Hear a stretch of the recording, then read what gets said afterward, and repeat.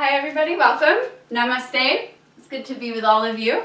My name is Charity, and today I'm going to be enlisting the help of my significant other, Jeremy, to help demonstrate for you some different modifications for shoulder stretches. As you can see, Jeremy and I have very, very different body types. So he's been kind enough to help me show you some things that you can do, especially if you have denser muscular structure around the shoulders. This is also really helpful for lower levels of flexibility as well. So we're going to take you through a couple of different modifications, show you some different things that you can do with these shoulder stretches, these common yoga poses used to open chest and shoulders. So the first thing you might notice with sitting up tall, it can be really, really difficult. Once you start to sit in Sukhasana, easy pose, or half lotus, you can do this different ways, but just sitting on the floor can actually be very difficult. So I'm going to offer to Jeremy here this little cushion. This is a meditation cushion, but you could use at home a cushion from your sofa. The denser the better. And you could also use a yoga block, which I personally like, but not everybody does because it's a little bit harder. So just getting a little bit of elevation from the floor. Notice how much taller he's already sitting. His back is a lot straighter. And do you feel less pressure on your ankles at this point? Mm-hmm. Yeah, he's nodding yes. So it's definitely a little bit easier on the ankles and on the back. So something to keep in mind if you're doing seated stretches at home. So we're going to start today with some eagle arms. So we're going to take our arms right out here straight, which is usually how I prep for this pose. We're going to take the right arm across the left arm until we make an X right at the elbows, okay? Now this is pretty important because with eagle arms we would ordinarily wrap. Go ahead and try that if you can, Jer. Yeah, so when you try to wrap the elbows, if you have really, really dense shoulders and a really broad chest, then again, this is where it comes into proportions. Go ahead and relax your arms for me for just a moment. You can see that Jeremy has a really broad chest space, and that compared to the proportions of his arms is going to make it nearly impossible for him to wrap his arms. So we can't just blame this only on flexibility, because actually this is more of a proportion issue and a density issue around the shoulder joints itself. So instead, we're going to give a little modification here. So take your arms out to the side for me, Jeremy, if you don't mind. Thank you so much. So from here, we're going to actually take the left arm underneath, just around the wrist.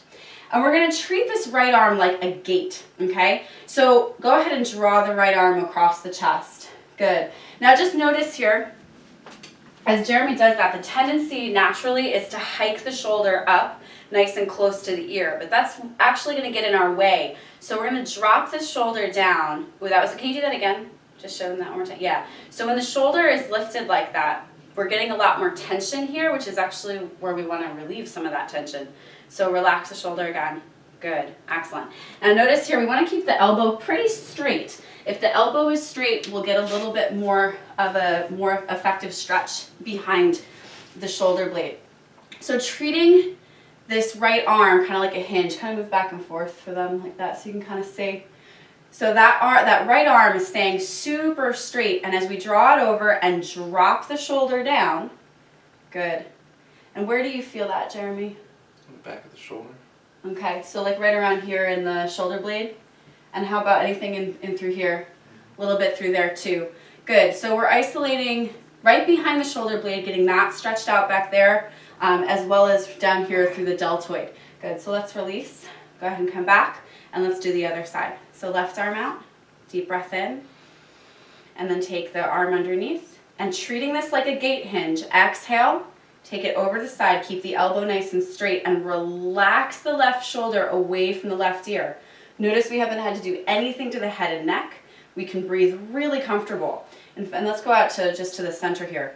It's more effective for you to only get this far without hiking the shoulder than coming all the way over and hiking up or tensing or pulling or bending the elbow. At that point, once you're bending the elbow and hiking up to the ear, you're not getting the benefit. So even being right here in the center is a lot better. Good. All right. So let's go ahead and release that and shake it out. Very nice. So now next we're going to do cow face arm variations. So cow face pose, the full pose would incorporate the legs here, stacking the knees, etc., etc. But since our focus today is just on the shoulders, we can just stay in a comfortable seat and we'll isolate the arms of this. So Jeremy, if you would, take your right arm up. Good. And then bend your elbow so that you can touch the back of the neck. Good. And go ahead and slide that other arm underneath, okay? So Jeremy, again, due to the density of the shoulders here, he's got about like this much space here. And it's perfectly fine just to keep the arms open. You'll still get some benefit. But something you can do at home, often in yoga studios, you can release if you like. Often in yoga studios, they will have straps. But if you don't have a strap at home, this is a bathrobe tie. Super effective. You could also use a towel. You can use a couple of different things to help you get a grip on something behind you and help make the stretch a little bit more effective. So I'm going to fold this in half to make it a little bit more easy to use and easier to grip. So take this in your right hand and just hang it behind you. Good. Very nice. Now, one of the tendencies with this pose is to dip the chin forward, which actually puts more compression in the neck and messes with the alignment. So we're going to get nice and tall, and we're going to keep the chin nice and relaxed and parallel to the floor. You can almost think about pressing the back of the head towards the wall behind you, and that can help it keep stay nice and straight. Good. Go ahead and draw that left arm underneath and find the strap. And then you're going to grip the strap and bring your hands as close as possible without sticking the chest forward. Good.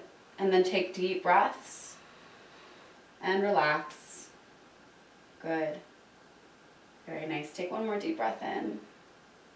Deep breath out. Good. And then slowly release the left arm. Good. And then go ahead and release the right arm. And try that on the other side. Take the left arm overhead, swing that back behind you. Good. Make some adjustments in the head and neck. Sit up nice and tall. And then we'll take that right arm underneath. I'll do this along with you. Good. And again, try to draw your low ribs in. This is a pose that's very easy to stick the low ribs out to try to compensate, try to get like it feels closer together. But that really just gets in your way. So try and draw the low ribs in.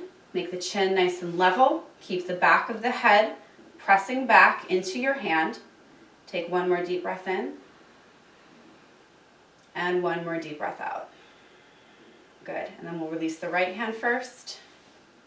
And then the left hand. Very nice. Thank you. Okay. So from here also, can we actually turn to the side for it to show them this? That'd be possible? You want to turn to face me? Okay.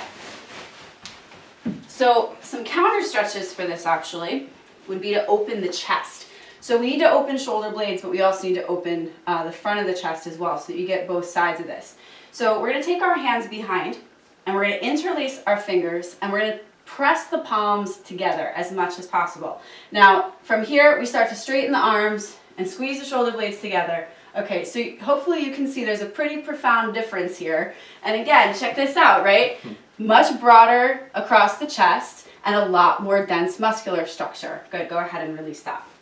Okay, my body does not have those challenges. So for me, opening the chest really, really wide, getting a lot of back bend is quite easy. So if this is something that does not come easy for you, don't be quick to judge yourself against other people's bodies. Every single body needs something different in order to target whatever muscle group that you're working with.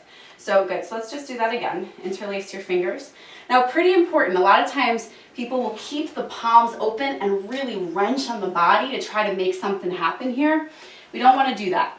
Just instead clasp the hands together and just start to work on straightening the elbows and lifting the chest. Good. And the moment you start to feel like you're getting really tense or you're getting like you can't breathe, that's when you've gone a little bit too far. You want to back off so that you can breathe nice and gentle. Good. Breathe through the nose. Give me an exhale through the mouth.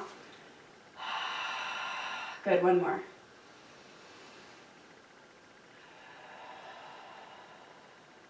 Good. One more. Good. Very nice. All right. And then you can go ahead and release that. So by clasping the palms together and then working on straightening and then working on lifting in that order, that's how we isolate this guy right here, bicep tendon that goes across the pectoral. So make sure we follow it in that structure. Okay? All right. So last thing here, we're going to come to hands and knees. So Jeremy, you can get rid of your meditation cushion here. Good. All right. So we're going to actually set the meditation cushion up here for just a moment because this might come to help us in a little bit. So we're coming first to hands and knees. And then from here, we're going to take a big step forward with the hands.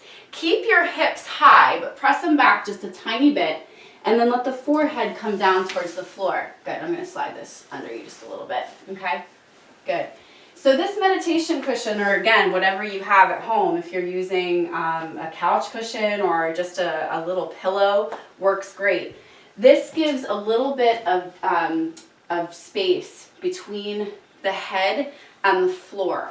And that can kind of compensate for some of the mobility troubles in the backs of the shoulders. So if it's really difficult to melt that chest all the way down towards the floor, that just provides a little bit more comfort for the forehead and takes some of the pressure off the shoulders. Still getting a really nice good stretch for the back.